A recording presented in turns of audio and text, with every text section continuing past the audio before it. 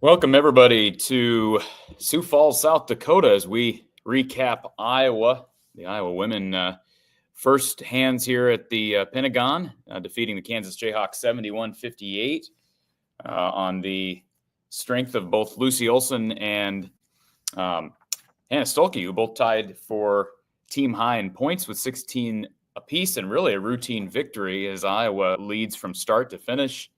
And the Hawkeyes winning 71-58. We want to welcome a good friend of mine, Kyle Huesman from On3. Kyle, do I have vacuums in the background yet? I might. You don't. I don't have backgrounds. So we are both, so full disclosure, we're both in the same place. Kyle is in a different part of the arena. I'm in a different part of the arena. I'm in a room. So, but Kyle has some other obligations, of course, for his work over at HawkeyeReport.com. But Kyle, we just got done with Coach Jensen, and we got to talk with Hannah Stuelke and Lucy, and kind of got their reactions from this win. Obviously, a phenomenal crowd here at the Sanford Pentagon, and I think we expected a Iowa heavy crowd, and you can probably count on, well, I shouldn't say count on one hand. It had to have been like 97% Iowa fans in the arena, and of course, the Kansas head coach talked to us following the game and talked about how it really was a true road environment. What were your takeaways, not just from availability with Coach Jensen and the players, but from a win for Iowa that was pretty routine? Yeah, I think first off, it was fantastic to see the crowd that showed up. I'd say it's probably 95-5, 90-10, something like that. Kansas had a few fans here and there, but not surprised when this game got sold out pretty quickly. It was going to be an Iowa heavy crowd. It's a chance for those Iowa fans in Western Iowa that, maybe Carver's a little bit too long of a trip at times. A good chance for those Council Bluffs people or Sioux City, those fans to make the easier trip up here. This game was won in the first quarter, in my opinion. Iowa jumps out to that 18-4 lead. And, I think the first thought was, wow, Iowa could blow this game out. But really from that point forward, it was a pretty even game. We talked to the Kansas head coach, Brandon Schneider, and he said that he felt like his team played on their heels a little bit in the first quarter, and they've got a couple of injuries. Wyatt Mayberry was someone that she was a starter the last couple of years, and she played limited minutes. She just came back from injury, so she played a little bit tonight. But they had Creighton transfer Brittany Harshaw is out. She started the first couple of games, so they were a little short-handed, and he felt like it took him a bit to settle into the game. And Iowa took advantage of that. Played good defense in the first quarter, got the offense going, and outscored them there in that first quarter. And then it just felt like a weird game. I told you this when we were sitting there waiting for Iowa to come to the press conference. It just felt like a weird game where Iowa was in the comfortable. It never really felt like Kansas was in the game. It felt like Iowa had it pretty handled. But they never got to a point where it felt like, okay, Iowa's won this game. They never had that 5-6-0, like a couple baskets in a row. It felt like, if they hit back-to-back threes here, it'll be over. It was just always stuck in that spot where if either team went on a run, it was going to change the game. And neither ever happened. Iowa comes away with a 13-point win. But it's kind of Jan said in the press conference, you never really get upset about winning by 13 against a Kansas team. That's going to be a team that's going to fight to make the NCAA tournament this year.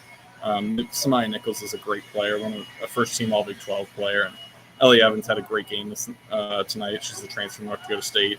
So I think you're never going to be upset with getting almost a 15-point win against a Power 4 team. But I think the takeaway that, necessarily I didn't think of right away that Jan brought up was that this was a test for a team that really hasn't been in this spot to come off of a big win at Drake in a crazy environment and come into another crazy environment. You have to travel here. They had to come on Tuesday night, quick turnaround. She felt like they were a little sluggish, a little tired getting into that second half, third quarter, fourth quarter, which is probably why Iowa never was able to pull away. But what they did really well is they never let Kansas get back into it. They had turnovers here and there. They missed some shots, but they never let Kansas get it down to a spot where, oh boy, they might lose this game type of thing. So good to see Iowa keep their composure in a quick turnaround and another big atmosphere against another good team. And they were able to handle it and still come away with the win. And a good point brought up here by Real Mouse. The bench points really stands out. And that's one thing I didn't see from the box score at first. 23-3 in favor of Iowa. And yeah, again, Kansas a little shorthanded. Mayberry's not 100%. But 36 of Kansas 52 field goal tries came from two players, Nichols and Evans. So obviously they lacked the balance, whereas it seems like Iowa's starting to get more offensive balance and just more production from younger players offensively. Saw Taylor Stremlow add 7 points tonight. We saw Ava Hayden get minutes early, which is something we didn't see against Drake. And then Tegan Mullaney with 6 points, 2 of 5 from 3. Just your thoughts on the freshman tonight? Yeah, I thought Tegan Mullaney's really started to hit some threes. She had 3 of them against Drake. That was really big. They were really timely threes against Drake. And this night hit one. She had 2 tonight. So 8 of 21 from 3, almost 40%. That's more of what we expect from this Iowa team, and it's gonna like we've said, it's gonna take Tegan Mullaney. It's gonna take Taylor McCabe. Lucy Olsen was a great one to see her at 3 of 5 tonight because she'd really been struggling through the first few games. So it's good to see them start to knock down some threes. And as you mentioned, Taylor Stremlow, someone that through the first few games has been, passing up some scoring opportunities. Maybe she's been looking to pass more, and she's a fantastic passer. But tonight to see her knock down that 3 early in the game, that forced a Kansas timeout in the first quarter. Had an offensive rebound and a putback at one point. So it's good to see her get in the scoring column with 7 points. And then as you were in there, you would listen to Jan Jensen talk about Ava Hayden. There were people that were concerned after the Drake game. Why did Ava play the last minute of the game? Why was that it? And Jan talked about how she felt like just the offense that Drake runs, with the way that Anna Miller isn't a true post player. She can play out on the perimeter, and the way Drake does a lot of ball screens and a lot of cutting action. She felt like maybe that would be a tough matchup for Ava in terms of being a freshman and trying to guard all those all these screens, all these cuts, just a lot to handle, especially in a road environment that was there. And she felt like tonight, Kansas had Reagan Williams, a freshman, in there at center, more of a prototypical center that was going to stay down there in the paint. So she felt like that was a better matchup to get Ava in there against another solid team. I mean, Kansas is still a really good team. To get her in there against a solid team where the matchup favors her more. So that way, if she does, have some struggles in some areas, she can, she's still playing a matchup that she feels like she can handle. If you struggle in a game against Drake, she doesn't have a lot of experience against the Drake offense at the collegiate level, and she felt like that matchup was going to be a little tough for her. So she got out there early. I don't know. Do I have minutes here? I don't know that I have minutes. Yeah, I do. She played 10 minutes. But I think as the season goes on and Ava starts to get more comfortable, she's going to get more minutes. And Jan mentioned it, that they're going to need Ava to be a backup center for Addie O'Grady, because they don't want to force Hannah to play those 4 and 5 minutes. They'd like to get her to the 4 minutes only. But as Ava continues to get into it and continues to settle in as a freshman, they're going to continue to put Hannah there at times just to make sure that Ava isn't, playing too many minutes there and being overwhelmed. But you see the potential with Ava there. It's when it starts clicking, she's going to be a really good player. But it takes time, and we've heard Jan talk about how it takes a little extra time for freshman centers, just because how different the college game is compared to high school at times, going up against high school centers. But I've been really, really happy with the freshmen have done so far this year. I think Tegan Mullaney has really stood out, and Taylor Stremlow as well has been really good in multiple ways. But they're going to need him throughout the season, so they're going to need to continue to progress. But so far they've been big contributors. Yeah, 8 of 21 from 3 tonight for Iowa. That was a welcome sight. Something Jan made sure to highlight. Just 3-point shooting encouraging there. They've struggled from behind the arc in large part. And obviously, Coach Schneider, one of the questions I asked Coach Schneider was the game plan heading into the game against Addison O'Grady, because, of course, she's been eating defenses alive. And I don't think any of us were surprised by his answer. Stop fronting her, make her go back to the basket. So she was held in check tonight. Only took 6 shots. I believe she had 21 plus field goal tries the other day against Drake, but 9 points. She didn't force anything, and she's not going to force anything. But you got good production out of Hannah Stuelke with the 16 and 10. And I think this is probably, I'm guessing you'd agree with this, Kyle. They need to make at least 8 threes a game heading into Big Ten play to be able to compete night in and night out. Because I mean, there's going to be too much tape out there on Addison, or there already is, right? Like, of what you have to you cannot try to front her, because obviously Iowa's extremely proficient in getting the ball over the top. And Coach Schneider talked about the percentage of just uncontested layups that she's made in her 2 big performances this year. And then the other thing that stands out on the stat sheet for me is Iowa's +7 on the glass. Now, it helps when your opponent shoots for the game, they shoot 37% to Iowa's 46%. But those are numbers that, we're not used to seeing an Iowa women's basketball team +7 on the glass against another Power 4 opponent, at least not consistently. And I did ask Coach Jensen about Taylor McCabe, because she's really boosted her. I know, there's some criticism about Taylor's maybe challenges on defense, but her ability to go in and get 3 rebounds a game, she's averaging 3 on the dot right now, compared to about half a rebound per game her first 2 years. So those are a couple of things that stand out. And then the other thing is turnovers, right? I mean, home crowd, you'd still like to cut down on the 14 turnovers. I mean, they were +2 in that category. Felt like it got a little sloppy in that second half. Iowa did a phenomenal job drawing charges, and it's something that Coach Jay led with as well in the presser. But, yeah, all in all, I mean, I think you hit the nail on the head. Just encouraging to see that turnaround from the Drake game and, winning in a different way. It didn't have to be, they played obviously heavy inside still, and Hannah was kind of the one inside today as opposed to Addison. But you just hope that, and I'm curious to get your take on this, you just hope that Ava can start to become more of an offensive weapon, right? Wouldn't it be nice to have that second real 5 that you can turn to, as opposed to it being feast or famine with either Addison or Hannah?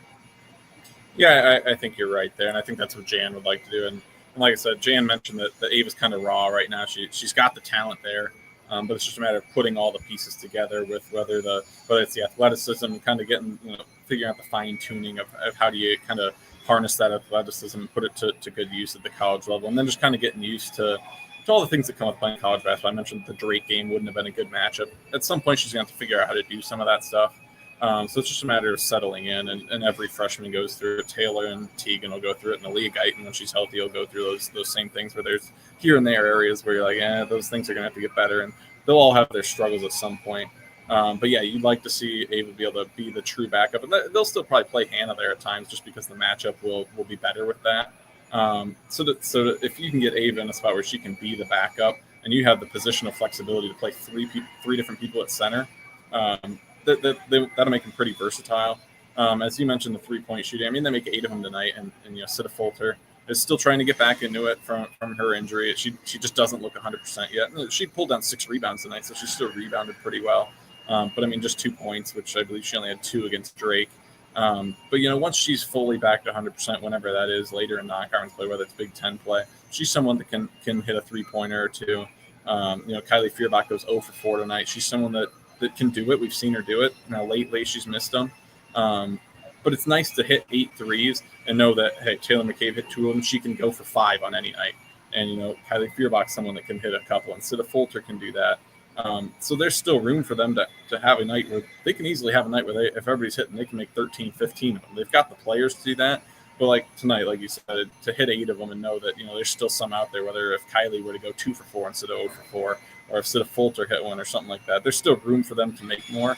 But I think this team doesn't have to be as reliant on 3-point shooting as they were last year. But again, I think 8 of 21 tonight, you're going to take that every night, however you have to get there, whoever makes them. The other thing that stood out to me is you mentioned Kansas getting all their scoring from 2 players. Samaya Nichols finished with 26.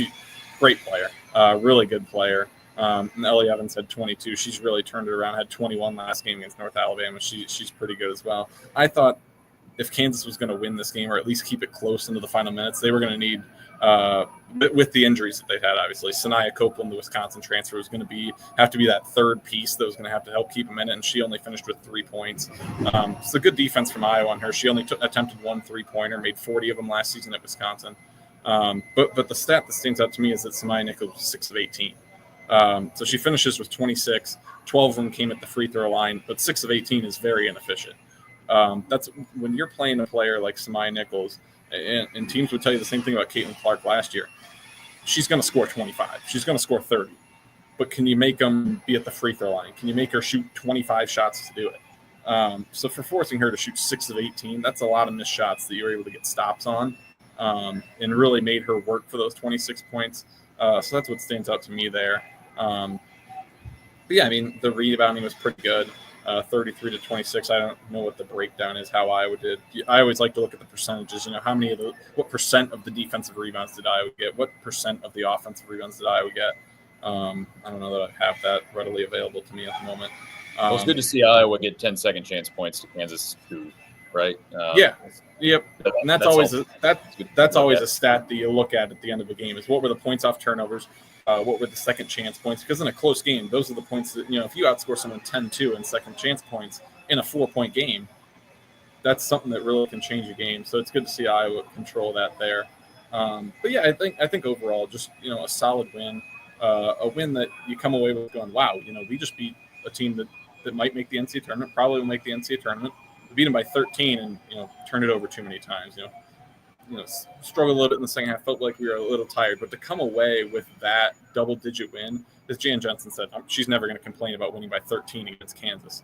If you can win by 13 against Kansas, it doesn't matter how you played. It's still going to come out to whatever we did wrong. We were still able to win in comfortable fashion. Yeah, and I told you this during the. I just didn't think Iowa was real sharp offensively all night. I mean, Jan kind of alluded to that. I think they can be a lot better. And Kylie is in a bit of a slump. She started off the season real hot when it was Taylor and Kylie playing together. And I don't know if that was just extra motivation, trying to battle for a starting spot. I'd like to think that's not the case because you never stop battling. It's not like now that she's been named the starter over Taylor that she's just let off her, the wheels have fallen off. But she was 0 for 4 tonight. If they can start getting – she's getting pretty good looks from three. I don't feel like she's really forcing shots. She was just phenomenal those first couple of games. So, good stuff. Once again, here's another game where we look back and we're like, boys, from start to finish. Now, Drake was a little iffy there early, and Drake made a couple of pushes back. But, boy, that first quarter really sunk the Jayhawks tonight. 1 of 12 from the field. Made just one shot in the first quarter, good for 8%. And how about Hannah Stuelke? I brought this up, too, during the press conference. She goes from 46% free throw shooting her freshman year to 63% her sophomore year. And so far this year, she's at 80%. She's plus 17. Incredible. And she's got a really nice stroke. I would expect that that's sustainable. And that's really important because you talk about that position Hannah plays. There's going to be games where she's going to go to the free throw line. We saw it, the 9 of 9 the other night. Was that against Toledo that she went 9 of 9? She plays a position and she goes to the hoop with the aggression that she's going to get fouled. She's going to go to the line. And the difference at the end of the season, maybe not now because it's a little bit smaller sample size, but by the end of the season, the difference between 46% 2 years ago and 63% last year to 80%. I'm not saying she's going to shoot 80% for the season, but even if she sticks around 75%, that's a lot of points over the course of a season. So that is fantastic. And she mentioned it. She gets the cleanup surgery on her knee, and for a while, you're not doing jump shots. You're not shooting three-pointers. You're not driving to the basket and working on that stuff. I guess I have to stand at the free throw line and shoot free throws because I can't jump. I can't, do a lot of cutting right now because I'm still rehabbing on my knee. So as much as she would have liked to be out there this summer working on her stuff, maybe that helped her to really focus on the free throw shooting. But yeah, the last thing I was just going to mention is, I think, like you said, that you come away from this game saying there's things for them to work on. But you still look at how, from beginning to end, it really felt like they were going to win this game and win this game pretty handily. Right now, there's a lot of good signs. You sit there and you say, well, they're 5-0. They beat Virginia Tech. They beat Drake. They beat Kansas. Now, Virginia Tech, I don't know what team they're going to be. Drake's going to be a good team. I think they're maybe UNI because they won tonight against Iowa State. But I think Drake's probably the team that comes out of the Missouri Valley. So that's an NCAA tournament team. Kansas, I think they're an NCAA tournament team potentially.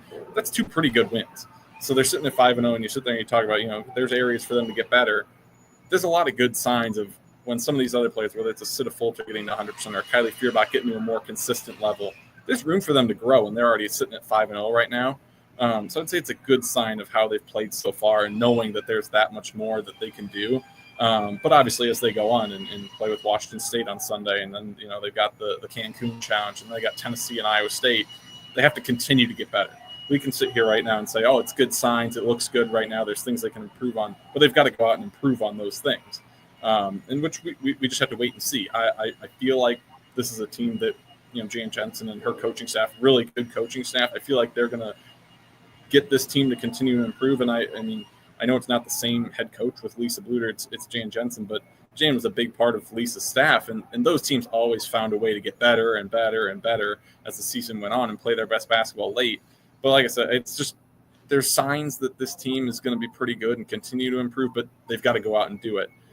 So until we see it and keep going, we don't know, but I feel like the signs are there that once people start hitting their consistency, this team could be pretty darn good. But we'll see. Washington State coming up on Sunday is another chance for them to take another step. And I feel like they've got to get into the top 25 at some point. If they beat Washington State on Sunday, I think that'd be enough. But we'll see. And that's a home game. And one more point you made during the game that I thought was fair: Iowa State loses tonight to UNI.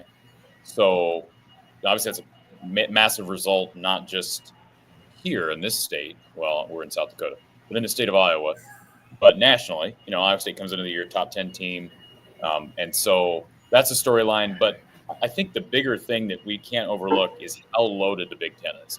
So I made the comment to you, probably not great for Iowa's schedule, strength of schedule, non-conference schedule for Iowa State to lose. You'd like to have a power there come into Carver. It's no longer a power because they have one loss on the road. But man, this conference is absolutely loaded with good teams from Oregon to UCLA to USC to Ohio State. Go down the list. Michigan looks good. So there's going to be lots of opportunities at good wins. And so I think you hit the nail on the head. The Big Ten's going to be a gauntlet. Rack up the wins now. This counts as a neutral site win in spite of the crowd. And now you move back home for a game against a West Coast Conference team. Yeah, I think you're right, though. And you mentioned it during the game. Hey, does this hurt Iowa's strength of schedule? And I said, yeah, I mean, you'd love to see it, Iowa State come in ranked 8th in the country, whatever. I believe that's what they are right now. You'd love to host the number 8 team in the country. But UNI is also on the schedule as well. So UNI picking up this win makes them look a whole lot better right now. And, if they're a team that, maybe it's Drake and UNI that battled out for the MVC title, that would look really good for Iowa. But like what I was saying was more that just because Iowa State lost doesn't really matter a ton for Iowa strength. So we still think that Iowa State's going to be a top 15 team the whole year, maybe not top 10. But just because, maybe Iowa State isn't that super high level, maybe they drop a little bit here, you're still going to have UCLA. You're still going to have USC. You're still going to have Ohio State. So I didn't mind. I don't think you mind Iowa State losing. Now, if the Big Ten, we were talking about, I think the Big Ten's going to have a down year. Maybe they don't have a top 10 team or something like that. Then it's like, wow, we would have really liked to have Iowa State on there as that top 10 team. But Iowa's not hurting for big opportunities to pick up big wins. I mean, Nebraska's ranked. Even though Natalie Potts just got injured, but Nebraska's ranked, Ohio State's ranked, USC's ranked, UCLA's ranked. I think ESPN had 12 teams in their bracket projection as of yesterday. So there's going to be a lot of opportunities. So whether it's non-conference Big Ten play, there's going to be a lot of opportunities for this team to prove themselves, but they've just got to continue to improve. There's areas to improve, and there's no doubt that Jan Jensen will be working with her team, tomorrow morning on watching film and stuff to improve on. Kyle Huesman of HawkeyeReport.com on 3. Check out his post-game coverage over there and also on YouTube. Kyle, appreciate you covering the women and being a part of this show. And we'll talk to you after hopefully what is going to be a win over the Cougars on Sunday. Yep. Thanks, sir. Thank you, sir. Man, they're using the vacuums there. This on the level, the press row level. So question here from let's see, who is this? That Consultant 22 wants to know if no, Consultant 22, that Kansas team is awful. Definitely not a tournament team in its current state. Well, again, missing one of their better players and then also missing a fully up to speed Yvette Mayberry, who played just 14 minutes and struggled in her 14 minutes. I didn't think Kansas played well tonight. I don't think Iowa played its best either. I think offensively, Iowa can be a lot better. Too many turnovers, as I mentioned. I still don't think we're seeing. I think Kyler Feuerbach's clearly in a bit of a slump. It was good to see Tegan Mulaney hit a couple of threes, but you saw, I know she's a freshman, but you saw against Drake how she had been in a real slump since the exhibition. She made a lefty layup in that game against Drake and all of a sudden hit a couple of big threes, and you feel like she's out of that slump now. So, a knock on wood, Kylie may get out of that and be just fine, and all of a sudden this team's scoring 80 points a game, and we'll see. And obviously not going to play at the pace that they have in past years. We understand that, but I wouldn't say this Kansas team is awful. Very well coached team. Nichols is a really good player. I mean, she was 6 of 18, 12 of 14 from the free throw line. She drew 11 fouls, which is by far a game high. And so this is a good win. And remember, it will count in spite of the crowd overwhelmingly being Iowa friendly. This is going to count as a neutral site game. That's what I keep encouraging the men and the women to continue to schedule these types of games in Sioux Falls, in Moline. Now, we'll see what Kansas City is like for the men on Friday. But if you can get these neutral site credits, so to speak, for your net ranking, keep doing it. And you're going to get pro-Iowa fans, a pro-Iowa crowd in there night in and night out. All right, let's see. Christy Hohen says, are we getting cash on the show? Yes, Kachine is, looks like she's having a little bit of internet issue. She was in the queue just a second ago, so we'll let her refresh her page. Kachine is coming on. And Ron, thank you for reminding everybody, if you are here, please extend your appreciation for us having this show by just hitting the like button. It's free and simple to do. Scroll down, hit the thumbs up button. You can do so during the stream. And we got about 400 people, just under 400 people watching. So please do that. And certainly share the show out on social media and tell your friends about what we're doing. And again, we're coming to you live from the Pentagon here in Sioux Falls, South Dakota. All right, let's see if we can add the lady of the hour, Kachine Alexander. Maybe. Kachine, are you with us? Maybe, at this rate. I hope so. Can you see me, hear me? I don't know. I can see you. I can hear you. You're a little bit glitchy, but I can hear you just fine. So let's see how long this works. If something goes wrong, then we can go to plan B. But we appreciate you taking the time here. Iowa with the win this evening, and against, as you mentioned the other night when we were talking about Drake, a well-coached Kansas Jayhawk team, and Iowa leads basically from start to finish and wins by 13, a game in which Kansas okay, there goes Kachine. There goes Kachine. So she'll try to log on, hopefully maybe a different way, maybe get on her phone and she can log on that way. But all right, let's go to our next caller. We've got Corey, a different Corey. Corey, welcome to the show. Thanks for calling in. Yeah, you can do what you got to do. What do I got to do? What do you mean what I got to do? Oh, I'm sorry. Hold on. I'm actually going to bop out and go back in the call, and I'll just call in later. Okay.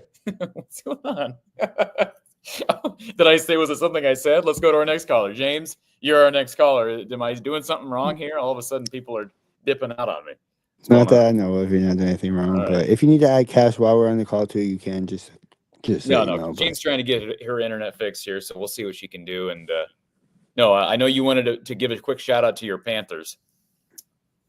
No, I'm just I didn't expect it. Obviously, I think most people didn't expect it, but it's a good win for the NBC, obviously, for the state of Iowa. I know a lot of people are Iowa State fans, but my heart is always with Iowa, obviously, but my heart at my home, like where I'm from, my heart will always have part of the Panthers with me, if that makes sense, right? So I always will root for them no matter what happens in that way, if that makes sense, right? Like, as long as they're not playing Iowa, I always root for them just because. Sure. And this is a UNI team, in spite of the fact that you probably don't want Iowa State to lose because you'd like that power coming into Carver, and this hurts that brand a little bit. That's still a UNI team that also comes into Carver, and Iowa fans may be happy that UNI is coming to Carver and Iowa's not going to the McLeod Center. Now, Drake still picked to win that conference. Iowa took care of business Sunday. But let me just say this, not trying to rip on Kachine, but Kachine was a little bit undervaluing, in my opinion, the win on Sunday. Her and I are going to agree to disagree on the value of that win against Drake. But tonight's game for Iowa State, you may call that a bad loss on the road, but it's proof that those games are very losable. And this is for a UNI team that's down. They're big. Grace Buffelli. Yeah, she was out for the year. She's out for the year with a torn ACL, and you'd think Audie Crooks would be able to really dominate the game. Instead, UNI lights it up, and I believe McDermott had 35. Is that right? It's 37. My McDermott had 37. 37, and UNI gets the win. So, hey, you got to win. You got to play your best every night in this state, because there's 4 really solid women's basketball programs. But now, yeah, for sure. Obviously, my heart's always going to be with Iowa no matter what, but it still bleeds a little bit of purple too, just because of the home. Being from around the area, so. But Iowa, on the Iowa end of things, you were right. They didn't look 100%. I didn't look the best they looked, but they still managed to win by double figures, and I think that's something to look at in the fact of they didn't look the greatest. And I know Kansas missing some people too, but you see UNI was missing people, and they still won, right? Sometimes it's all about how you respond when people are missing. I'm not saying that that's not an excuse, but you get what I mean, right? Like UNI didn't have probably their best player, if their second best player. If Maya's their best player, Grace is their second best player, one or the other, right? They're kind of 1A, 1B, if that makes sense, right? But like Kansas missing players, and they just didn't look right the same. So it's just all about kind of how you react to missing players. And I feel like you could definitely tell they were missing something there. Kansas was for sure, but yeah, they just looked out of sorts, especially in that first quarter. And it felt like Iowa could have put them away in that first half. I mean, it probably should have been closer to a 20-point lead at halftime. Instead, it was 11. So I'm sure there were some regrets, some regret regarding that second quarter. And even Iowa defensively in that second quarter gave up 56% from the field, so and gave up 3 of 5 from 3. So, good defensive performance from Iowa basically in every other quarter. Second quarter, probably not the best, and kind of allowed Kansas to have some life, but they never really they get it down to like 8 in the second half. Yeah, at one point. 8, and then we hit 3. I'm pretty sure we hit 3 right after that when we got it to 8. I'm pretty sure then we cut it to 11. And then it never really was under 10 the rest of the way. I'm pretty sure. Yeah, James, I'm going to let you go. I think we got Kachine, and you're welcome to hang out, and we'll get. I just stay in here to get back, but I just want to say one more thing before you get to it. It was a good win, and you just want to keep this momentum up, and obviously 5-0. You take a win. It's a Big 12 school team, no matter how good it is, right? It's a Big 12 team, so. Absolutely. Appreciate it, James. Yeah, I'm going to stay in here, though, but just got me. I don't really got time. Sounds good. All right, let's see if we got Kachine back. Kachine, that's better. Hi. That's better. Is your internet punishing you because of all the Hawkeye fans that are calling you Negative Nelly since Sunday? Have you been getting hate mail? Negative Nelly? No way. Have you been getting hateful emails since Sunday? I hope not. I doubt it. You don't check it. You know what? You said your email was so full I can't even send you an email. I tried to send you an email Sunday, and it literally bounced back to me. So if anybody tried to send you hateful emails, you wouldn't have got it anyway. So oh my gosh, not Negative Nelly. That's hilarious. Hi guys. Kachine, your volleyball team win earlier? We did. Sorry for my tardiness, everyone. No, you're fine. You're fine. You're perfectly on time. No snuggies today. Sorry. No snuggies So today. what That's I okay. missed, Corey? You didn't miss a whole lot. We just got done with Coach Jensen. We talked to Kyle, obviously, and we got to chat with Hannah and with Lucy. And obviously, you look at the stat sheet, as I was saying before your internet failed you. Pretty one-sided today, and it was really a tale of one quarter, right? I mean, Kansas kind of played their way out of the game in the first quarter, and they are down. Mayberry's not 100%. They're down one of the other better players. Coach Schneider talked about that post-game. But I don't think Iowa played its best performance offensively, turned the ball over probably too many times, had 14 for the game, made a few more threes, made 8 of 21 from behind the arc. But it's another win against a solid team on a neutral court. We'll see where Kansas finishes in the Big 12. Based on how they played tonight, I don't know that they're a NCAA tournament lock, but they may play their way, especially as they get to full strength, play their way to being a tournament team. And then that helps you on the resume, regardless of where they were strength-wise when Iowa beat them. It'll still be credited as a win against a tournament team. Just your takeaways from what you saw tonight, and obviously an amazing crowd here in Sioux Falls. Yeah, that had to have been fun. Just having that crowd behind you and playing in that place. There's something about that place. It's actually really fun to play in. So, I think I agree with everything that you kind of said. Kansas could potentially play their way into that, but as of right now, they're going to struggle a little bit in the Big 12. One, their size. was definitely probably their Achilles heel in that sense. They got some shooters, they got some things, so they could potentially play themselves into a position for that.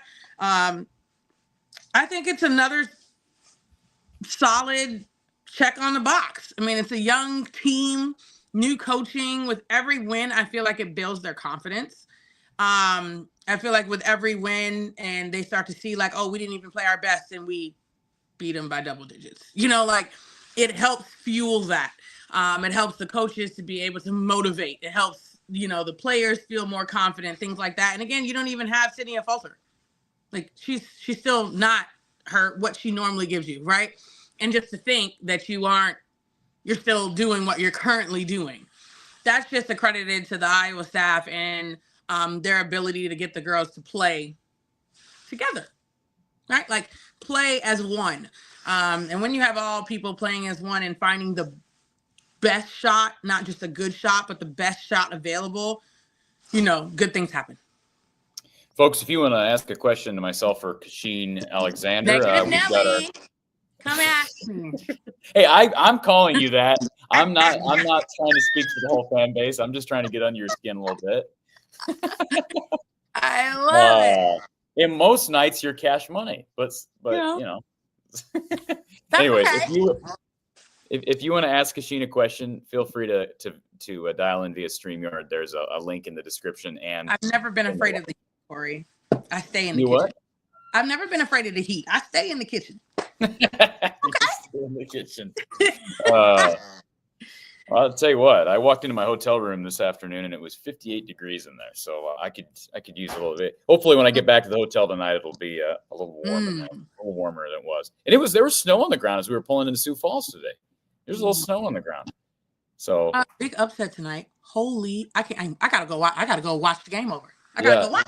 So I don't want to rehash everything that happened Sunday. I gotta go because that's where there was some controversy about your optimism or lack thereof regarding Iowa's win. But Iowa State goes up to UNI and loses today. Do you just say that's a horrific loss, or do you say exactly what I said? For how hard horrific loss. Or it's a horrific loss for Iowa State, but it's a great win for UNI. A fantastic win for them. Okay. Mm-hmm. And they did it without their big. Bofelli's out the years before ACL.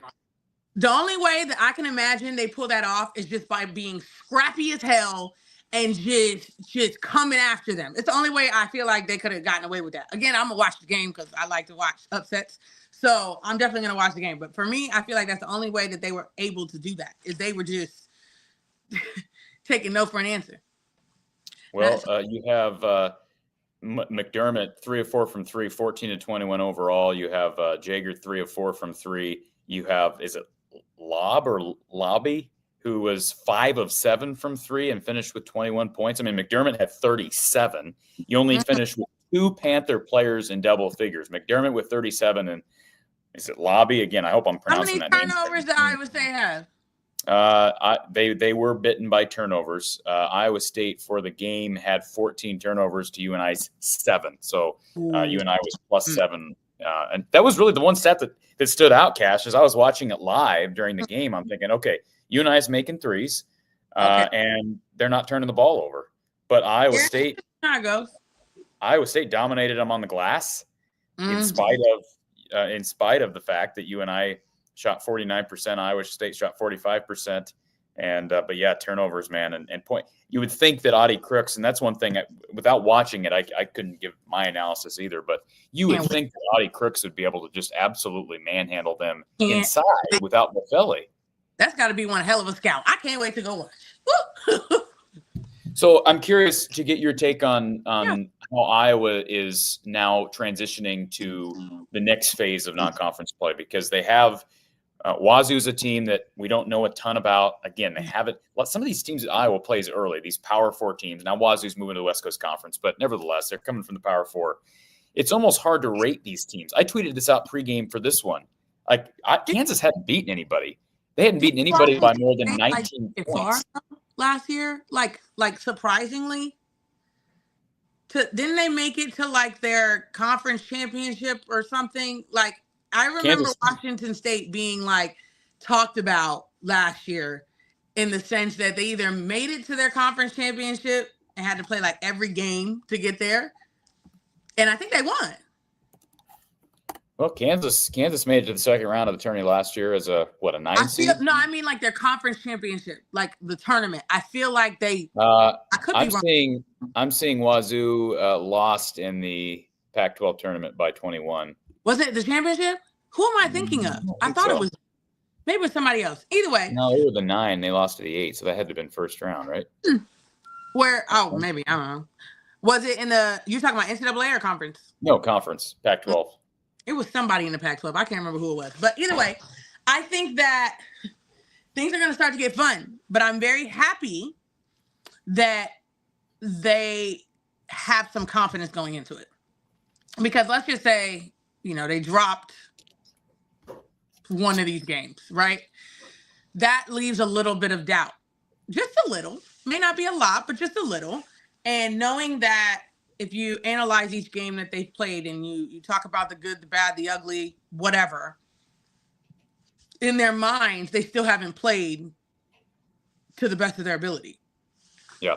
So that leaves room for being like, okay, we can play with anybody. As soon as you have players starting to feel like that, then it is the recipe for success, if that makes sense. I don't think this, Kachine, I don't think this is going to be jumping the gun. And I know it's probably ignorant for me to say this. I don't see this Iowa team losing anytime soon. Because, they got a lot. We've talked about their schedule being – I've used the term gauntlet. That's probably the wrong word. But it's very balanced. You don't have, the men play Alcorn State and, Jomama Tech. They don't play anybody, right? So, they'll mix in a couple of games in here, Utah State, Utah, and, who they play. They're not Wazoo. But Iowa women, they've got, Kansas, Drake, Vatech, Wazoo, BYU, Rhode Island, Tennessee, Iowa State, UNI, everybody they play in the almost everybody they play in the non-conference is somewhat of a test in some way, shape, or form. And you feel like they need that because unlike the men's teams, where you have 3 of the 4 teams added from the West Coast that are, I'd say, down, the women, you got 3 of the 4 out West that are powers right now. Oregon looks like they're a power right now. UCLA is a power. USC is a power. Who knows about Washington? But is that fair to say that I think the non-conference schedule isn't a place I think it may prepare them well for conference play when it hits? I think, well, I will say this. Starting out the season, we have a good mix, honestly, because Toledo's been great in the past, right? They've always made pretty decent runs. They've won their conference, things like that. You've got Kansas. They have a little bit of injuries, but nonetheless, you still have Kansas on a neutral court, although it's not neutral. You have them on a neutral court. And then, you have Virginia Tech. Nobody really knew what they were going to do. So we're not playing some random team that's been bottom of the barrel. You know what I'm saying? We haven't been playing those kinds of teams. Yeah, they may not have been the toughest teams in the world, right? But at the same point in time, those were good games to build confidence. Those were good games where each game has its own thing. Considering we've played 2 games on neutral courts already. I don't know how many other people say that. Yep. In NCAA right now. And a road game. And a road game. And a road game. So, and a tough road game. Drake's tough road game. So I feel like the schedule was made very well. It wasn't easy. It wasn't cookie cutter, but it also wasn't holy hell. I feel like it was it was a good balance. It was a good mix. Now it's gonna ramp up just a little bit, right? It's gonna ramp up just a little bit, but that's good because now you've got a few games under your belt, practices, you're starting to gel a little bit, those kinds of things. So I feel like this is the good time for us to start to play a little bit better competition. Yeah. I agree. I think it's time to play somebody better. Yeah. Not no disrespect to the teams they've beaten. Oh no, not at all. You feel like Vatech and Drake and Kansas are kind of all in the same tier. Even though Drake's projected to win the Missouri Valley, and I made this, I kind of debated you a little bit on your take regarding the Drake win, but I think if Drake played Vatech and Drake played Kansas, and then Kansas played Vatek, and they all play each other. They'd probably all go 1-1. Like, I think those three teams are probably all evenly matched. Kansas will probably finish middle to maybe slightly below middle of the Big 12, fringe NCAA tournament team. Vatek maybe a little lower, but they were projected kind of maybe third quadrant down in the ACC preseason. And then Drake, given how the difference you have to make up with it being the Missouri Valley Conference, like I still think they're probably a tournament team. So I just think that they're playing teams kind of in the same tier right now. And so I don't know that that's going to change on Sunday, and I don't know that it's going to change in Cancun. No, I don't think it's going to change on Sunday. Who do we have in Cancun again? They get BYU and they get Rhode Island. And Rhode Island, I believe, is 2-3. BYU is undefeated, but that's another team that I don't think has played anybody yet. Yeah, Rhode Island does have a great coach too, by the way. No, I don't think. I would favor us 3-0 in that. Yeah. Listen, anything could happen, we know, right? But I would favor us in that. If I had to put money on it, Isn't there something to be said? Like, too, we talk about how great the Iowa fans are, but there's also something special about the Iowa fan base that travels, because not only are you going to get these massive crowds in Sioux Falls, but you got a pretty good, like, there was a "Let's Go Hawks" chant going Sunday at Drake. All right, so you have that going at Drake. Then there are going to be fans that go to Cancun. There are going to be more Hawkeye fans down there in Cancun than Rhode Island. Absolutely. They always are. So that helps you, right? You have a bit of a home atmosphere. Yeah. Yeah. So, now, in your answer to your question about BYU is 5-0. They have beaten the likes of Wyoming, Colorado State, McNeese, Idaho State, and who am I missing? 5-0. They play somebody in October. No, that's 4 games. Where's the 5th? Wyoming, Colorado State, Idaho State, McNeese, and I don't know who the 5th team is. Somebody's not a math major. Apparently, I'm not a math major. Not you. Paid? Somebody probably put 5-0 and they ain't even play 5 games. No, that's. Oh, I'm sorry. I'm seeing They beat Idaho and Idaho State, but very similar to Kansas. Fun. Yeah, that's fun. Very similar to Kansas. They were not dominating these teams. So BYU beat Idaho by 5. They beat Idaho State by 9. They beat Colorado State by 14. Now, here's the thing about Kansas' schedule. I tweeted this out earlier. Kansas State headed into this game 4-0. Their wins were over Lindenwood by 13. Yeah, I remember you telling me this. Oh, Lord. Sam Houston by 15, Omaha by 19, and North Alabama by 17. So those are not impressive results. He did not get them prepared for this game. I can tell you that. That schedule was not preparing him for this game. Yeah. Well, one thing I asked Coach Schneider after the game, he brought up, first thing he said in his press conference was, this was a road game. And so, yeah. And I applaud him and how he answered my question, because my question was simply, why schedule this game if you're viewing it as a neutral, like it's going to count on the resume as a neutral court game when it's really in reality a road game? Those are the games I think you'd not want to schedule because they're they're not advantageous to you. His response was, we want to play the best. So I get that. I respect that. But these are the types of games that really are just helpful for Iowa's resume. And they're going to continue to be helpful for Iowa's resume years to come as long as this fan base stays locked in. Mm-hmm. All right, let's go to our phone line. You got something to add to that, Cash? Oh, no. Great.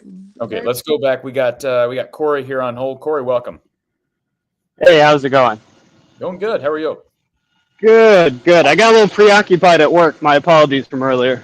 Oh, you're fine. Welcome back to the show.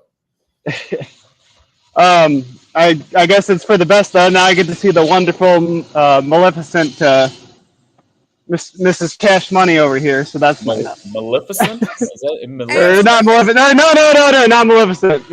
Magical. Excuse me. Listen, at least I got somebody because there was he's on my side. I like that. That's good. Yeah. Go ahead, Corey. What can we do for you? I wanted to get Cash's opinion on the defensive gear that it seems to have been switched on this year with Jan at the helm. And as a person that is more excited by the defensive side of sports, how exciting it is to see a little bit more chip on the shoulder, I think, with this year's team on defense. Yeah, I think I'm excited too because I'm more of a defensive person than an offensive person. I've always been that way. Obviously, if you ever watch me play, you know that. So, but yeah, I'm excited to see that there's more of an emphasis. You see more charges, multiple people taking charges, not just one or two. So that's definitely an emphasis. Defensive rebound is part of defense because you got it one and done. And just overall, when we decide to turn it on, we can turn it on. And I think that's just an overall better group of defenders. And also I think that like with Coach J, there's definitely more of an emphasis on it. Their defense is a little bit more. There are more people getting in the passing lanes, things like that. Trying to disrupt offenses is a little bit more than we have in the past. So, and we're not playing much zone, which is interesting. We're going to need to at some point in life, but you know, right. We don't have to right now, so I'm good. But overall, I think I'm all on board for the new defensive intensity. I think I'm excited by this team because I think we're going to find new ways to win every game. And I think there is a nice balance at the moment across the floor. And I'm excited to see like how the season will play out given the more balanced attack that we have this year and how everything gets spread it out. Because it seems like, I think they said on the broadcast, it seems like any given player can go off on any given night, but they're getting a spread from everyone, which is a good way to win games if everyone is pitching in. I'm laughing because you just tweeted me and I went to like swipe it up, and because I did that, didn't I? That was my bad. Because I'm in Twitter, because that's how I got your link. It took me out of it. So anyway, Corey, future reference there. That's good to know. Don't do that. Don't tweet Cash when she's having to log into it. All right.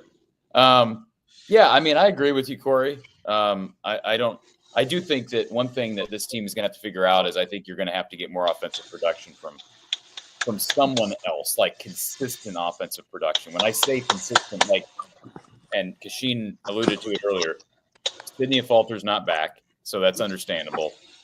Kylie Feuerbach was playing well when there was still a doubt whether or not she would be starting once Sydney came back. Now she's in a bit of a shooting slump. She was 0 for 4 from 3. Ava Hayden's offensive game is not there yet.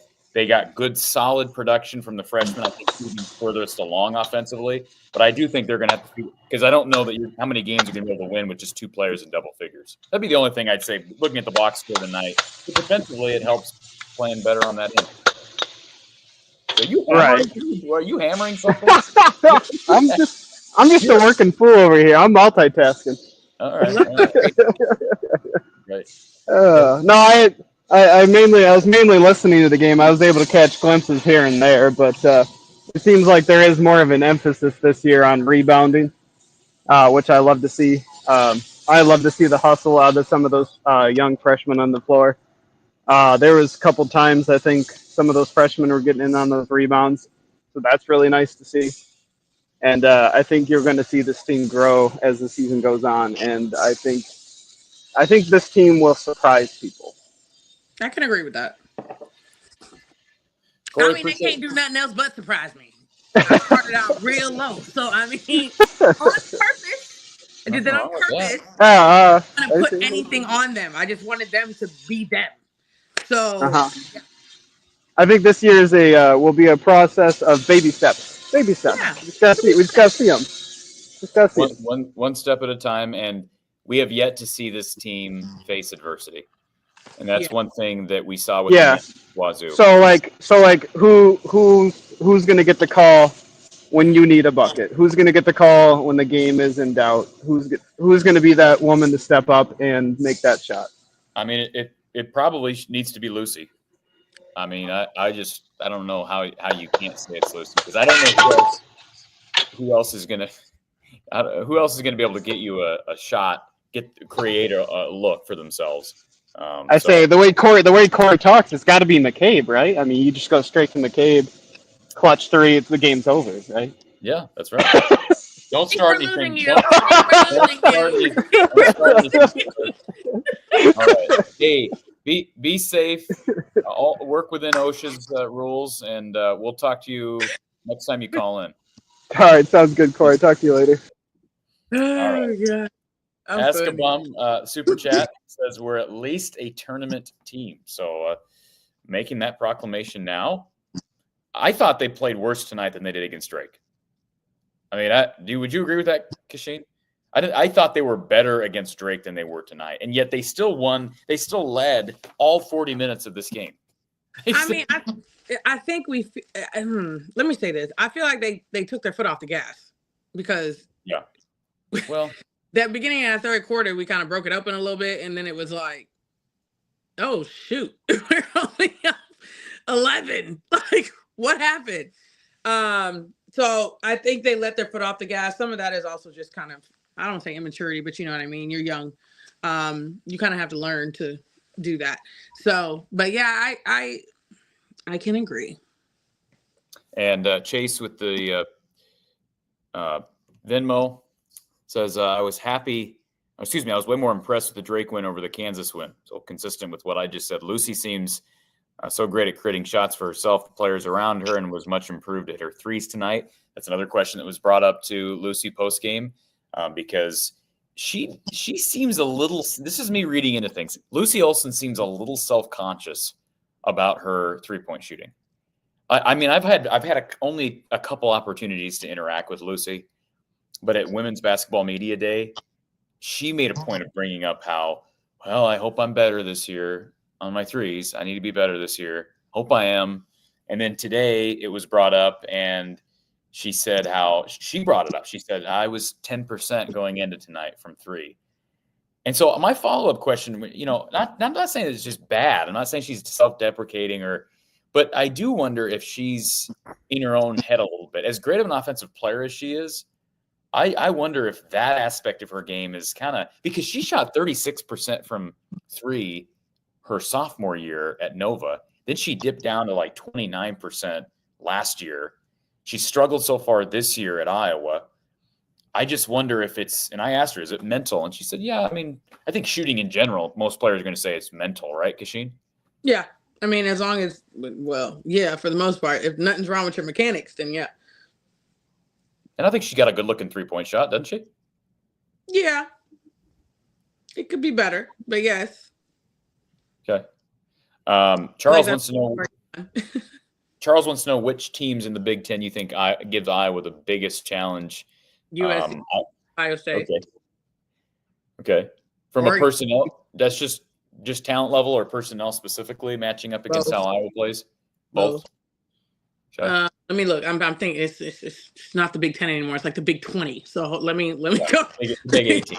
Let me go through these things here. I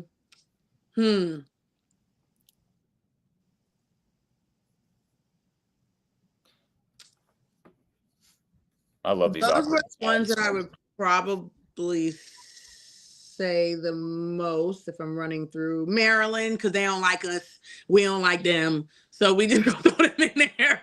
We're gonna throw them in there.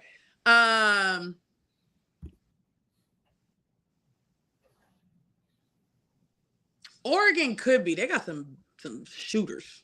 They got some shooters. But I think the two biggest is going to be Ohio State and USC.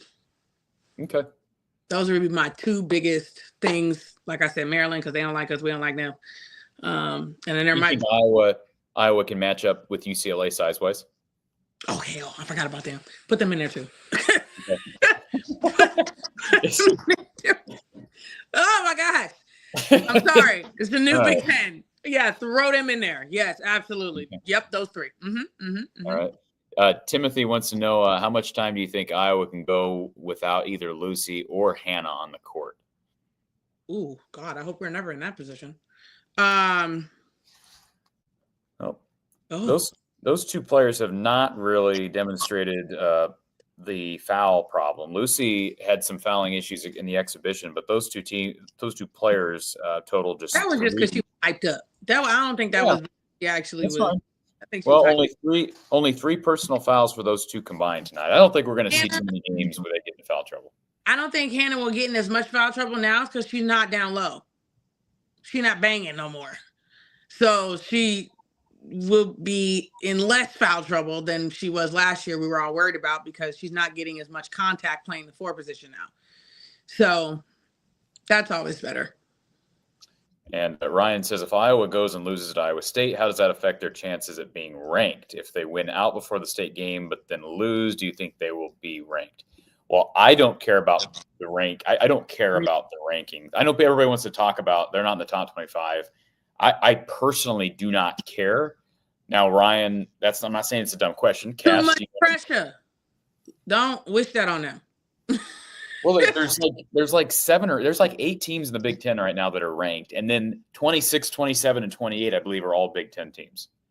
So just let them live without any. Yeah. and I do need to give Chase credit on this. He added another $2 Venmo here. Appreciate this, Chase. He says, I still think the Iowa women could beat the Iowa boys. So Iowa men.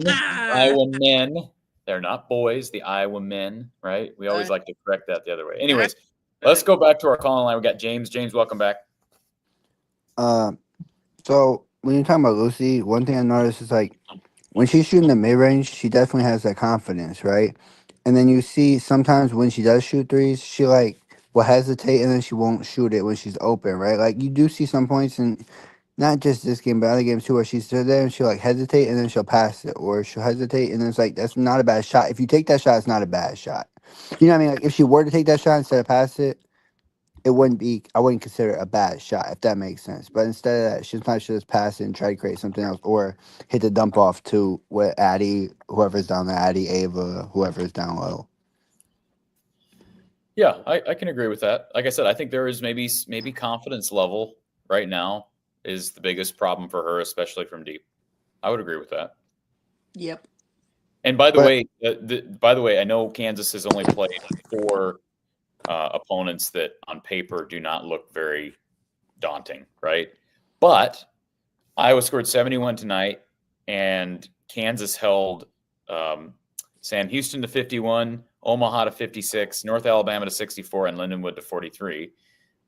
My take on tonight, Iowa didn't look real crisp offensively, but I do think Kansas is probably going to be a pretty solid defensive team. They're well coached, as Kachine, you alluded to earlier. Yeah. Kind of get up in your stuff, and it just felt just a little discombobulated at times tonight. And I think I give some credit to Kansas there for kind of making things seem a little herky-jerky at times.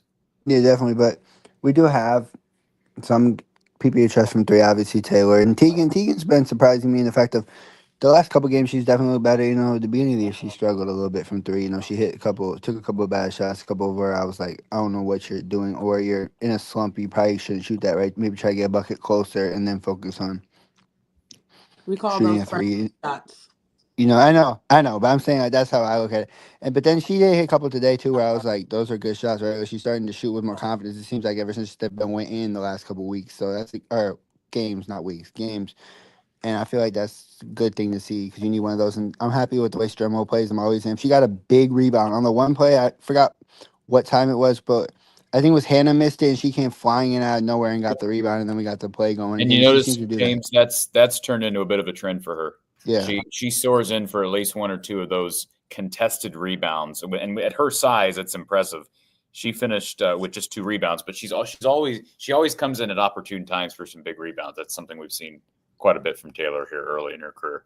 Definitely, but that one was huge in the fact of the momentum game, because I think if I remember right, they cut it to like 10 or 8 at that point. I think, and Hannah like missed a shot, and then I didn't see somebody flying out of nowhere, and I was like, I don't know who that is. Until that she landed, obviously I knew who it was, but when she was fine, I was like, I don't know who that is, but that was a really good play. That's just how my head went, right? But it was good to see. Obviously, the Big 12 is tough, right? I think we discredit that a little bit. The Big 12 is really tough in women as well. Maybe not compared to the Big 10, right? But it's really tough as well, right? Like Oklahoma, Iowa State, right? Like there's some really good teams as well in the conference. Baylor, yeah, they have some really good teams as well in the conference. So you know they're battle tested. Well, TCU was Van Lith, yeah. But they're battle tester, right? They're kind of in the same situation where like that coach understands the battle test, right? He's been through the battle test of the Big 12, right? He's seen all those good teams in the Big 12, right? So he understands, and I think relying on defense for them is probably smart. But like that's still a good win whether the team's not great or not. And you also got really a lot of teams go to the portal. They got that Ellie was it Ellie or Ella Evans. Yeah, Ella Evans, the girl from North Dakota State. I forgot how he said it. Like they got a couple transfers in there too. Sometimes it takes transfers a while to mesh. And she was maybe their best player tonight. Yeah, she did. She did for sure. She was good at North Dakota State last year. I'm saying like sometimes it takes the whole team a while to mesh with that person, and maybe like Ella Evans to mesh with the other people, But she played really well. I'm saying, but like, sometimes it takes them a while to mesh, and they're only 5 games in the year, so I don't think you really know how good of a team they can be, if that makes sense, especially when they're fully healthy. Yeah, and again, they have not been fully healthy, so yeah. So this could turn out to be a good win at the end of the year, like maybe a middle of the pack. Yeah, I mean, team. They've won 3 games. All these could end up being good wins. I'm saying you just never know, so you can't really take it that you just have to take the win as a win, right? And then at the end of the year, well, figure itself out. But at least you got the win where you don't have to worry about, oh, we lost to them. They might finish bad. You got the win, so now you don't have to worry about that part of it. No, absolutely. Yep. Definitely. But it was good to see, and I'm happy you guys are on. And obviously, I would have liked to be Iowa State as them when they were ranked 8th or higher, but we'll take them losing either way, right? Yeah, they might still work their way back up. You never know. Yeah, they're not going to fall out of the rankings based on today. I don't think. I don't really think the rankings again mean anything at this point. And it doesn't mean anything to me until the end of the year, anyways. But correct. Yeah, they would have dropped further if they lost at home, but they did lose. Yeah. UNI, so they're going to drop a few spots for sure, but probably not as far as if it was at home. James, appreciate you calling in, sir, and we'll talk to you probably Friday. I'll try. I have stuff going on with all my stuff, but I'll talk to you at some point. And it was good to get the win. And I want to know, real quick, James. I want to know, when are you going to make this show the most important thing in your life? Because I'm sick and tired of you trying to go back and forth and. You're loyal. I'm trying to do what I love outside of here, so that's why I'm not here all the time. But it's all right. Oh, okay, all right. Well, put me in my place. All right, James. All right, sounds good. Yep, enjoy it. Appreciate it. I think James took me seriously. James take everything seriously, so I don't even know. All right. Paul says, "Do we have any fast break points?" No. 0 fast break points to 12 for Kansas. So that's not a stat you're going to see very often for an Iowa team, but this team doesn't play as fast. We've talked about that, and I think Kansas makes it difficult to get out in the fast break. Points off turnovers. Iowa not as opportunistic because they were actually +2 on turnovers, and Kansas was +7 on points from turnovers. So those are things you can probably improve upon. But give credit to that transition defense from Kansas. I do think that was a factor. Throughout much of the night. Let's go to our final caller of the night. Tyler, welcome. How we doing? I'm good. How are you, sir? Doing good. I didn't watch the game because I was actually at the UNI ISU game. I had a couple questions. Talking about somebody that doesn't put from the Hawkeye the Storm first in their life. I guess I'm guilty of that too tonight. Who do you think you are? Night with my wife. Yeah, exactly. Who do you think you are, and who does your wife think she is? I don't even know why she married me, so I don't. But kind of looking to future events, especially with Iowa State. First of all, I wanted to ask Kachine something because when I was at the game, I was noticing Maya McDermott from UNI she was having one of those nights where she was throwing anything up and it was just going in. Did you ever have a game like that as a player? And what was it like when even if you were throwing up garbage, it was just going in? It's very hard to describe in words. It's a game that you will never forget. Because it doesn't matter what you throw up. It doesn't matter how many people in your face. You just have it that night. And then on top of that, for her, it was against the number 8 team in the country. She got to be feeling herself this evening. You could tell she was during the game. Absolutely. Yeah. So, I honestly, listen, I more power to her. If there's any game you want, it's to be against something like that. Yeah. When it comes to what I was noticing with what they were doing to Audie Crooks, it was really scrappy defense tonight. Once she got the ball, there were 2 or 3 UNI defenders just collapsing around her immediately. And she was very frustrated. I know the score line doesn't really show that, but there was visible frustration on her face. Looking ahead to Iowa's game with her against Iowa State, do we have the capabilities to do that? I mean, I see Kachine's kind of gone out, but Corey, if you want to answer that, do we have the kind of capability to do that with that we can have people collapse around Audie that fast? Do we have that kind of scrappy defense in us? Well, first of all, I think Iowa has the advantage of having a big who can almost match her physicality in Addie.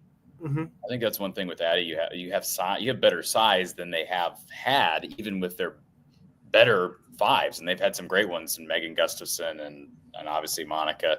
So I don't know that. I mean, you were at the Iowa State UNI game, but Mm-hmm. obviously without Bofelli, they're extremely undersized. Yeah, and so I don't know that they'll have to do that against Audie, but I suppose if they have to, I would trust the staff. That's one thing that was brought up during the press conference as well. You have, they've treated this new look staff as sort of an offensive coordinator, defensive coordinator, head coach type of system. So, I mean, I'm sure they'll figure out a way to scheme for that, but I think they can battle with Addie. How did O'Grady look tonight defensively? Since I didn't see the game, was it a continuation of kind of what we've been seeing so far? No, that's Kansas is right now. They're not able to match that size, and I think that's one reason why Hannah was able to. I mean, she ended up with 14 and 10, 16 and 10 tonight, and 6 of 12 from the field. I mean, I think one thing that stood out to me was Kansas was not fronting Addison, and that's the first thing Coach Schneider, when I asked him about how what their game plan was regarding Addison O'Grady heading into the game. No surprises at all. He brought up how teams have been fronting her, and that's just you're just asking for trouble, right? So he brought that up right away, and what is Kachine doing? He brought that up right away, and they did a good job of staying behind her. So she only shot 6 shots. She's not going to force shots with her back to the basket. Mm-hmm. She's just not going to. But she's going to shoot 21 times. You're going to keep fronting her, and she's getting uncontested layups, and that's what she did against Drake. Now, what would you consider the quality of our full court presses? Because one of the things that you and I was doing at different times was they were full court pressing Iowa State, and it was causing Emily Ryan and Addie Brown to, and you'll see this a little bit more if you study the game tape. Hello again. Hi. I don't know if y'all were hearing that, but that sounded crazy. It did. I thought it was me, actually. What is that? It was Kachine. It was all Kachine. Okay. Yeah. So back to the question on the full court press. Iowa State did not look like they could handle it. When you and I they were really scrappy tonight. And when they were pressuring them, I think you'll see this on the game tape, is that Emily Ryan and also Addie Brown were making really, really sloppy passes. So I'm wondering if, what do you think the status of Iowa's full court press is, and can we apply good, if not better, pressure to possibly break them when we meet up? Well, let me say this. That may not work this time around because you and I surprised them. Mm-hmm. So it was everything but the kitchen sink tonight. Exactly. So with that being said, your players, newish team, you know what I mean? It's this year, it's a new, for the most part, team, and they probably haven't practiced against that stuff. They're worried about getting their offense together, possibly defenses, things like that, but they're not worried about all of these schemes because you don't know. You don't have enough film on people. Right. So that probably may not work that far in. Because I can guarantee you they're going to go work on that for the next 5 days. In regards to this press, and that kind of pressure and everything else. So you're going to have to come up with a different game plan, that they may not be expecting. What that is, I don't know, because I haven't watched Iowa State. But They're definitely going to have to do something else because Iowa State's going to take care of that little wrinkle. That's what you're supposed to do. So, yeah, but kudos to UNI, man. Yeah. When you have a team, I mean, with your experience as a player, when you ran up against a team that is throwing everything but the kitchen sink at you, and how do you defend against that? I mean, is there any, or how do you get the offense through that? I should say, is there anything you can do about that, or just hold on tight and hope you survive? Well, it seems the first thing that I would say is they may not have very great leadership. Because based off of what I'm hearing, or at least what I've seen, comments and things like that, is that Iowa State was up. They were. They were. Right. Let's not forget they lost. Talk about cataclysmic loss. Iowa losing Caitlin Clark. They lost Ashley Jones. Right. Huge loss. Hannah Bollinger from the 3-point line.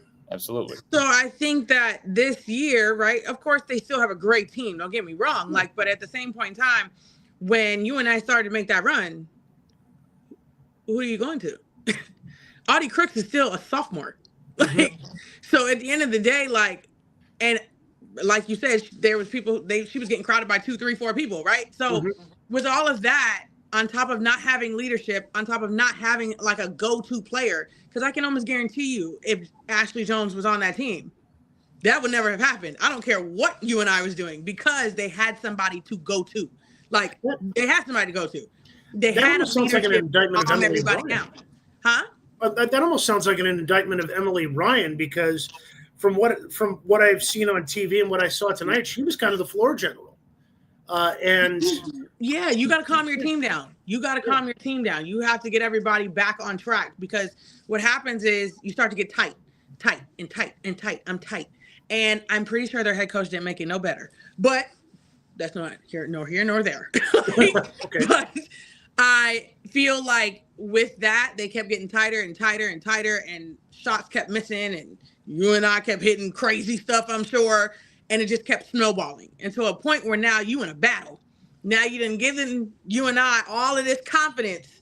You know what they say, when you let a team hang around long enough, they're going to get you.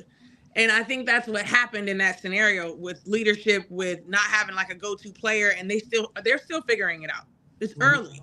They'll figure it out eventually, I'm sure, but they don't have that right now. And you and I just got, I hate saying lucky because they worked their butts off, but you know what I mean. They got them at the right time. Great. All right. That's all I had tonight, guys. Have a good rest of the show, and we'll talk to you later. Bye, guys. Thank you very much. All right, folks, we appreciate everybody being here. Want to give a quick shout out to our sponsors, one being Brad Van Meter and his team down at State Farm. We appreciate Brad. And if you need better rates and better coverage, and who doesn't, on auto insurance, homeowners insurance, renters, life, whatever the case may be, give them a call, 515-256-6480. And you young people out there, if you don't have a good life insurance policy for you and your spouse, be sure you look into this. 515-256-6480. And you can talk, Brad can tell you about the importance of having a good life insurance policy right now, because you never know what's around the corner tomorrow. Visit him online at bradvanmeter.com. Brad Van Meter down at State Farm in Des Moines. Also want to thank Ascent Nutrition. If you are new to the show and you haven't heard me plug this great company, you can check out their website. Let me make sure let's make sure that the website's on the screen here. There we go. Ascent Nutrition. Here's their website and our landing page here from the Hawkeye of the Storm. And you see their bundle, their pine needle extract, their humic and fulvic acid. If you want better brain clarity throughout the day, better gut health, these products have a 90-day money-back guarantee. They're wild harvested products. They're organic. They ensure that you're taking something that's pure, clean. And again, these two products you can get for a special rate, 15% off. Use the code Hawkeyes15 to better your health. This company is owned by a guy who grew up in small town Iowa and graduated from Iowa, Lance Shuttler, down with Ascent Nutrition. Use the code Hawkeyes15 for 15% off your bundle. Again, the link is in our description. Go ascentnutrition.com/Hawkeyes and use the code Hawkeyes15 for 15% off your order of their pine needle extract and their humic and fulvic acid. Read all about the benefits at goascentnutrition.com. Final kind of an update on scores tonight. I should say the box score recap for tonight, folks. Iowa defeating Kansas 71-58 behind double-figure scoring from Hannah Stuelke and Lucy Olsen. Lucy with 16 points, Hannah Stuelke 16 and 10 to go along with 4 assists. Addison O'Brady added 9 points, 3 rebounds, had just 1 assist, 3 of 6 from the field, 3 of 4 from the free throw line. Kylie Feuerbach had 5 points on 2 of 7 shooting with a pair of assists. Taylor Stremlow added 7 off the bench. Taylor McCabe with 2 threes. That's 6 points for Taylor. Tegan Mullaney with a couple of threes. Ava Hayden added 4 points in 10 minutes of play. Sydney Falter fouled out. She did play 19 minutes this evening. She's still trying to come back from that early season injury and procedures that she had done preseason. The Jayhawks kind of shot their way out of this thing in the first period. 1 of 12 from the field. 1 of 12 in quarter number 1. They shot 37% for the game, made 7 threes to Iowa's 8, but Iowa led from start to finish, although Iowa with a big goose egg and fast break points. Kansas plus 12 in that category. Iowa was plus 20 with bench points, 23-3, although Kansas turned the ball over 2 more times than Iowa did. Kansas, that's going to be a thing all year, by the way. Turnovers following that stat? No, us leading in bench points. Well, I wouldn't have expected that with as young a team as they have. Yeah, but our freshmen are a little different. We said that before. Well, they're not shy. Yeah, especially Tegan. Tegan is not shy. No. And Iowa dominating the paint. In spite of Addison being held to single figures, they were 34-18 in paint points. I told you how they was going to play her. And held Kansas to 37% from the field. So maybe like a Kansas team that's not at full strength, pro-Iowa crowd, but take advantage of it. Neutral site, another win, and they're still undefeated. This team will play Washington State on Sunday, 3 p.m. Central Time on Big Ten Network. I got to get out of this arena. I'm sure they're probably locking it up. I don't want to sleep here. So I almost called you Hannah. Thank you, Kachine, for being here. Thank you for taking the time. I know it's been a long day for you with work and volleyball and everything and the game. But enjoy the rest of your week. And I'm going to be heading back to Ames, and then we'll be heading down to the Iowa-Utah State game in Kansas City for the men on Friday. So, and then we'll be back covering Iowa-Washington State on Sunday for the women. So, folks, if you enjoy the show, be sure to tell your friends. You can follow me at From the Hawkeye. Kashine's at Kachine Alexis on X. And you can also donate by means of PayPal, Venmo, Cash App. If you're interested in sponsorship, I'll throw the email up on the bottom ticker, info@fromthehawkeyeofthestorm.com. Kachine, appreciate you being here as always. No problem, guys. Have a good evening. All right, folks, for Kachine Alexander, I'm Corey Brada from the Hawkeye of the Storm. Travel safely back to Ames or Iowa City, wherever you live, and we'll talk to you soon.